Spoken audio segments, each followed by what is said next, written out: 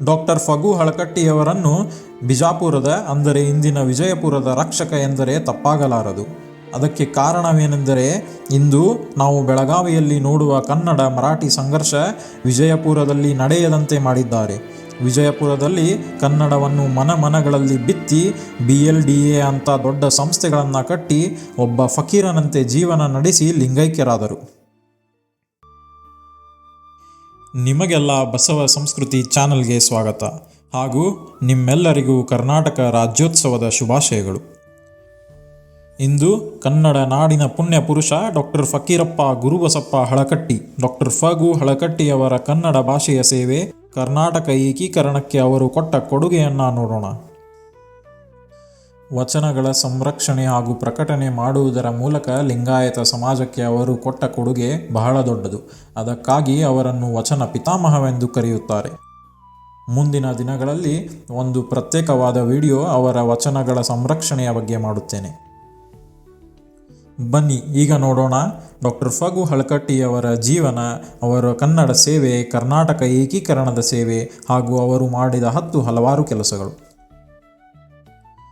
Doctor Phagu ಹಳಕಟ್ಟಿಯವರು ಹುಟ್ಟಿದ್ದು ಧಾರವಾಡ ಜಿಲ್ಲೆಯಲ್ಲಿ, ಬೆಳೆದದ್ದು ಬೆಳಗಾವಿ ಜಿಲ್ಲೆಯಲ್ಲಿ. ಆದರೆ ಕನ್ನಡ ಕಹಳೆ ಉದಿದ್ದು ಬಸವನಾಡು ಎಂದೇ ಪ್ರಖ್ಯಾತವಾದ ವಿಜಯಪುರ ಜಿಲ್ಲೆಯಲ್ಲಿ. ಅವರ ಜೀವನ ಬೇರೆಯಲ್ಲ, ವಿಜಾಪುರದ 20ನೇ ಶತಮಾನದ ಸರ್ವತೋಮುಖ ಅಭಿವೃದ್ಧಿಯ ಇತಿಹಾಸ ಬೇರೆಯಲ್ಲ. ಅವರ ತಂದೆಯವರೇ ಮಾರ್ಗದರ್ಶಕರಾಗಿ ಬಾಲಕ ಫಕ್ಕೀರಪ್ಪನಲ್ಲಿ ಸಾಹಿತ್ಯದ ಒಲವನ್ನು ಹುಟ್ಟಿಸಿದರು. ಮುಂದೆ ಅವರು ಮ್ಯಾಟ್ರಿಕ್ ಪರೀಕ್ಷೆ ಪಾಸಾದ ನಂತರ ಮುಂಬೈನ ಸೈಂಟ್ ಝೇವಿಯರ್ ಕಾಲೇಜಿನಲ್ಲಿ ಉಚ್ಚ ಶಿಕ್ಷಣ ಪಡೆದರು. ಇಂಗ್ಲಿಷ್ ಭಾಷೆಯಲ್ಲಿ ಅಪಾರ ಪಾಂಡಿತ್ಯ ಗಳಿಸಿದರು. ಕಾನೂನು ವಿದ್ಯೆಯನ್ನು ಕರತಲಾಮಲಕ ಮಾಡಿಕೊಂಡರು. ಆಗ ಅವರಿಗೆ ಜೊತೆಗಾರರು ಮುಂದೆ ಪ್ರಸಿದ್ಧರಾಗಲಿರುವ ಆಲೂರು ವೆಂಕಟರಾಯರಿದ್ದರು. ಅವರಿಬ್ಬರದು ಸಮಾನ ಮನಸ್ಸಾಗಿತ್ತು. ಅವರಿಬ್ಬರಲ್ಲಿ ನಾಡ ನುಡಿಗಳಿಗಾಗಿ ಸೇವೆ ಸಲ್ಲಿಸಬೇಕೆಂಬ ಧ್ಯೇಯ ಬೇರೂರಿತ್ತು. ಬೆಳೆಯ ಸಿರಿ ಮೊಳಕೆಯಲ್ಲಿ ನೋಡು ಎನ್ನುವಂತೆ ಅವರು ಚಿಕ್ಕ ವಯಸ್ಸಿನಲ್ಲಿಯೇ ಧ್ಯೇಯವಾದಿಗಳಾಗಿದ್ದರು.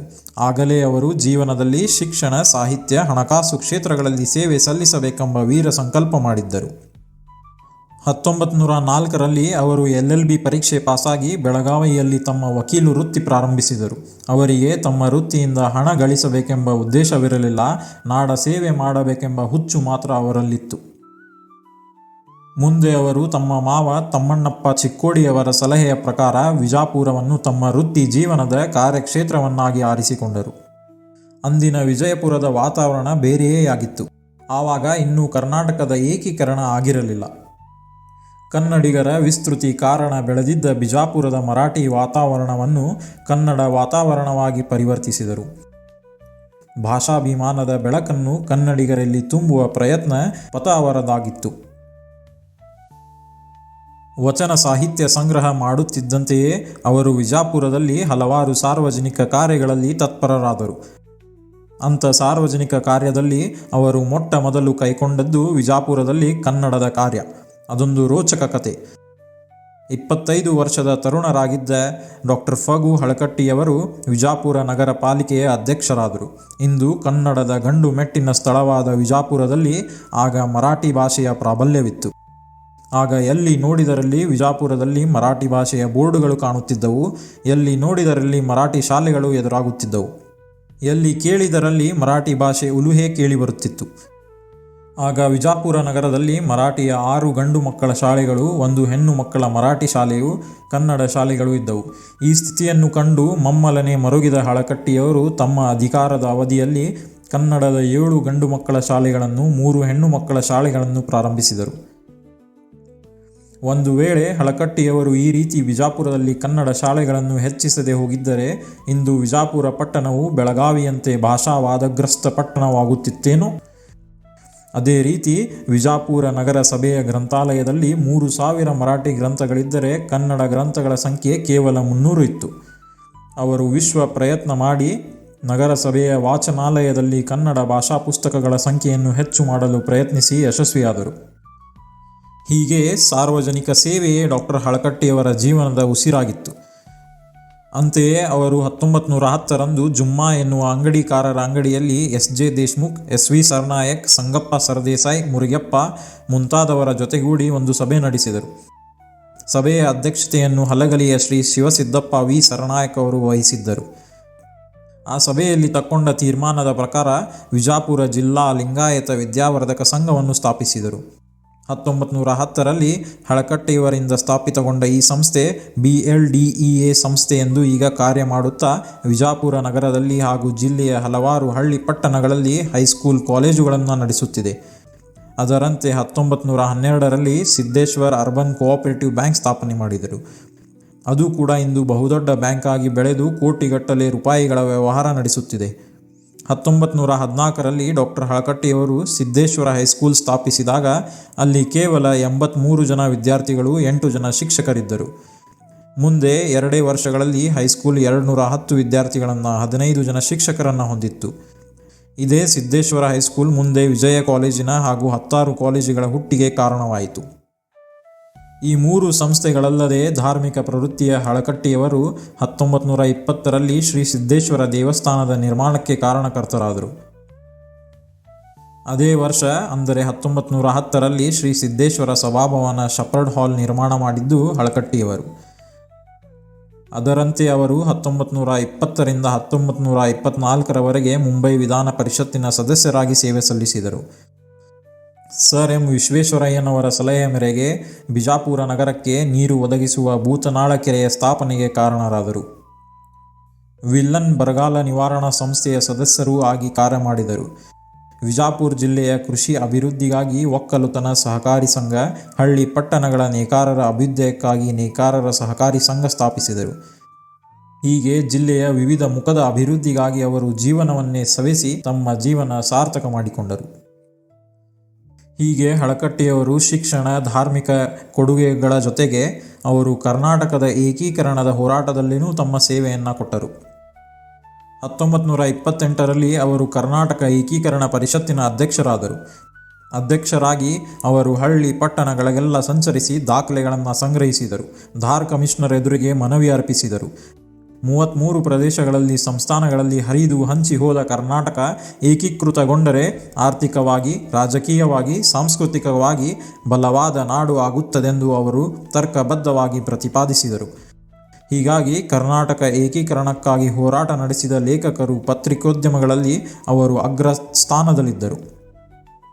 ಪತ್ರಿಕೋದ್ಯಮಿಯಾಗಿಯೂ ಹಳಕಟ್ಟಿಯವರ ಕೊಡುಗೆ ಅಪಾರ ಹಾಗೂ ಅನುಪಮವಾಗಿತ್ತು. 1927ರಲ್ಲಿ ಅವರು ನವಕರ್ನಾಟಕ ಪತ್ರಿಕೆಯನ್ನು ಹೊರತಂದರು. ಅದರ ಉದ್ದೇಶವೇನೆಂದರೆ ರಾಜಕೀಯವಾಗಿ, ಸಾಮಾಜಿಕವಾಗಿ, ಶೈಕ್ಷಣಿಕವಾಗಿ ಕರ್ನಾಟಕದವರು ಹೇಗೆ ಮುಂದುವರಿಯಬೇಕು ಎಂಬುದರ ಬಗ್ಗೆ ಅಲ್ಲಿ ವಿಷಯಗಳು ಪ್ರಕಟವಾಗುತ್ತಿದ್ದವು. ಈ ಪತ್ರಿಕೆಯ ಮೂಲಕ ಅವರು ಭಾರತ ಸ್ವಾತಂತ್ರ್ಯಕ್ಕಾಗಿ ಹೋರಾಟ ನಡೆಸಿದರಲ್ಲದೆ ಕರ್ನಾಟಕ ಏಕೀಕರಣದ ಅವಶ್ಯಕತೆಯನ್ನು ಜನರ ಮುಂದೆ ತೆರೆದಿಟ್ಟರು. ಮುಂದೆ ಅವರು ಅದೇ ಥರ ಶಿವಾನುಭವ ಎಂಬ ಪತ್ರಿಕೆಯನ್ನು ಶರಣರ ಸಂದೇಶವನ್ನು ಹರಡಿಸಲು 35 ವರ್ಷಗಳವರೆಗೆ ನಡೆಸಿದರು. ಹೀಗೆ ಡಾಕ್ಟರ್ ಫಗು ಹಳಕಟ್ಟಿಯವರು ವಿಜಯಪುರದಲ್ಲಿದ್ದ ಮರಾಠಿ ಪ್ರಾಬಲ್ಯವನ್ನು ಕಡಿಮೆ ಮಾಡಿ ಅಲ್ಲಿ ಕನ್ನಡವನ್ನು ಬಿತ್ತಿ ಕನ್ನಡ ಭಾಷೆ, ಕನ್ನಡ ನಾಡಿಗೆ ಅನೇಕ ಕೊಡುಗೆಗಳನ್ನು ಕೊಟ್ಟಿದ್ದಾರೆ. ನಮ್ಮ ಕರ್ನಾಟಕ ರಾಜ್ಯ ಏಕೀಕರಣಗೊಂಡಿದ್ದು 1956ರಲ್ಲಿ. ಆದರೆ ಫಗು ಹಳಕಟ್ಟಿಯವರು 1928-29ರ ಅವಧಿಯಲ್ಲಿಯೇ ಕರ್ನಾಟಕ ಏಕೀಕರಣಕ್ಕಾಗಿ ಹೋರಾಡಿ ಅವರು ಅಗ್ರಸ್ಥಾನದ ಹೋರಾಟಗಾರರು ಎನಿಸಿದ್ದಾರೆ. ಮುಂದೆ ಫಗು ಹಳಕಟ್ಟಿಯವರು 1926ರಲ್ಲಿ ಬಳ್ಳಾರಿಯಲ್ಲಿ ನಡೆದ ಸಾಹಿತ್ಯ ಸಮ್ಮೇಳನದ ಅಧ್ಯಕ್ಷರಾದರು. 1931ರಲ್ಲಿ ಅವರು ಮುಂಬೈ ವಿಶ್ವವಿದ್ಯಾಲಯದ ಸೆನೆಟ್ ಸದಸ್ಯರಾದರು.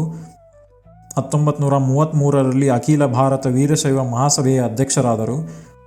1956ರಲ್ಲಿ ಕರ್ನಾಟಕ ವಿಶ್ವವಿದ್ಯಾಲಯ ಅವರಿಗೆ ಗೌರವ ಡಾಕ್ಟರೇಟ್ ಕೊಟ್ಟು ಗೌರವಿಸಿತು. ಇವು ಹಳಕಟ್ಟಿಯವರಿಗೆ ಬಂದ ಕೆಲವು ಗೌರವಗಳು, ಪ್ರಶಸ್ತಿಗಳು. ಡಾಕ್ಟರ್ ಫಗು ಹಳಕಟ್ಟಿಯವರು ಇಡೀ ಜೀವನ ನಾಡು, ನುಡಿಯ ಕುರಿತು ಚಿಂತನೆಗೆ, ಅಭಿವೃದ್ಧಿಗೆ ಮೀಸಲಾಗಿತ್ತು. ಅವರು ಶಾಶ್ವತ ಬರಗಾಲದ ಜಿಲ್ಲೆಯಾದ ವಿಜಯಪುರದ ಕಲ್ಪವೃಕ್ಷ ಕಾಮಧೇನುವಾಗಿದ್ದರು. ಒಂದು ನಾಡಿಗೆ 7 ನುಡಿಗಳನ್ನು ಪ್ರತಿಧ್ವನಿಸುವ ಗೋಳಗುಮ್ಮಟದ ವಿಜಯಪುರದಲ್ಲಿ ಹಳಕಟ್ಟಿಯವರು ಇನ್ನೊಂದು ಜೀವಂತ ಗೋಳಗುಮ್ಮಟವಾಗಿದ್ದರು. ಅಂತೆಯೇ BM ಶ್ರೀಕಂಠಯ್ಯನವರು ವಿಜಾಪುರಕ್ಕೆ ಒಮ್ಮೆ ಬಂದಾಗ ಗೋಳಗುಮ್ಮಟವನ್ನು ನೋಡುವುದಕ್ಕೆ ಮುಂಚೆ ಜೀವಂತ ಗೋಳಗುಮ್ಮಟವಾದ ಡಾಕ್ಟರ್ ಹಳಕಟ್ಟಿಯವರನ್ನು ನೋಡಬಯಸಿದ್ದರು. ಇಡೀ ಒಂದು ಜನ್ಮದಲ್ಲಿ ಏನನ್ನೂ ಸಾಧಿಸದ ಕೋಟಿ ಕೋಟಿ ಜನರ ಮಧ್ಯದಲ್ಲಿ ಹಳಕಟ್ಟಿಯವರು 10 ಜನ್ಮಗಳಲ್ಲಿ ವ್ಯಕ್ತಿಯೊಬ್ಬ ಸಾಧಿಸಬಹುದಾದದ್ದನ್ನು ಅವರು ಒಬ್ಬರೇ ಸಾಧಿಸಿ ತೋರಿಸಿದರು. ಆಧುನಿಕ ಕರ್ನಾಟಕದ ಇತಿಹಾಸದಲ್ಲೇ ಅವರೊಬ್ಬರು ಅದ್ಭುತ ರತ್ನವಾಗಿದ್ದರು. ನಾಡನ್ನೇ ಆಧ್ಯಾತ್ಮಿಕವಾಗಿ ಶ್ರೀಮಂತಗೊಳಿಸಿ ತಾವು ಮಾತ್ರ ತಮ್ಮ ಹೆಸರಿನಂತೆ ಫಕೀರರಾಗಿಯೇ ಉಳಿದರು. ಭಕ್ತಿ ಭಂಡಾರಿ ಬಸವಣ್ಣನವರು ಬಚ್ಚ ಬರಿಯ ಬಸವಣ್ಣನವರಾಗಿದ್ದಂತೆ ಡಾಕ್ಟರ್ ಫಗು ಹಳಕಟ್ಟಿಯವರು ಜೀವನದುದ್ದಕ್ಕೂ ಫಕೀರರಾಗಿಯೇ ಉಳಿದಿದ್ದರು. ಜೀವನದುದ್ದಕ್ಕೂ ಬಾಡಿಗೆಯ ಮನೆಯಲ್ಲಿ ವಾಸಿಸಿದ್ದ ಅವರು ಕೊನೆಗೆ ಬಾಡಿಗೆ ಇಲ್ಲದ ಮನೆಯನ್ನು ಸೇರಿದರು. ಆದರೆ ಕನ್ನಡ ನಾಡಿನ ಶಾಶ್ವತ ಪುಣ್ಯ ಪುರುಷರಲ್ಲಿ ಅವರು ಒಬ್ಬರಾದರು.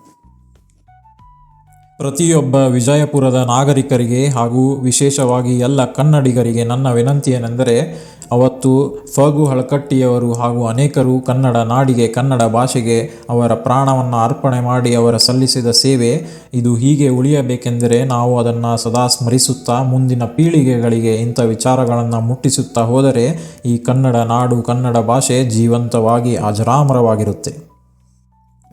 ಇದು ಕರ್ನಾಟಕದ ಪುಣ್ಯ ಪುರುಷ ಡಾಕ್ಟರ್ ಫಗು ಹಳಕಟ್ಟಿಯವರು ಕನ್ನಡ ಭಾಷೆಗೆ, ಕನ್ನಡ ನಾಡಿಗೆ ಸಲ್ಲಿಸಿದ ಸೇವೆಯನ್ನು ನಿಮ್ಮ ಮುಂದೆ ಇಡುವ ಒಂದು ಸಣ್ಣ ಪ್ರಯತ್ನ. ನಿಮಗೆಲ್ಲ ಮತ್ತೊಮ್ಮೆ ಕರ್ನಾಟಕ ರಾಜ್ಯೋತ್ಸವದ ಶುಭಾಶಯಗಳು. ಇನ್ನೊಂದು ವಿಡಿಯೋದೊಂದಿಗೆ ಮತ್ತೆ ಸಿಗೋಣ. ನಿಮಗೆಲ್ಲ ಶರಣು ಶರಣಾರ್ಥಿಗಳು.